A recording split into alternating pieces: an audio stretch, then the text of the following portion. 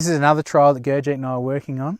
This is looking at, once again, using cultural control and trying to improve crop competition, as well as coupling that, we've got time of sowing and also a high and low efficacy herbicide at this site.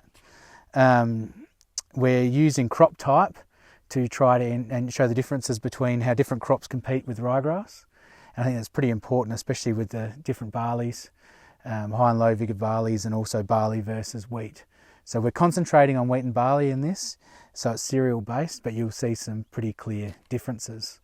Once again, we've got that big lever of time of sowing, and what we probably see here, what would you say, Gurjeet, we noticed the other day was with barley, it didn't seem to make as much difference in terms of the vigour.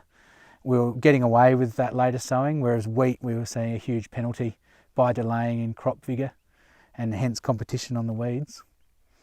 So we've got Spartacus and Compass in here, and obviously the Compass is a much fuller, more vigorous barley, whereas the Spartacus is a much more spindly kind of barley with a high harvest index.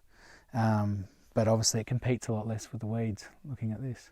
Compared to the Compass, this is Compass, and you can see in the early time of sowing with both of those, this has more vigour, more coverage.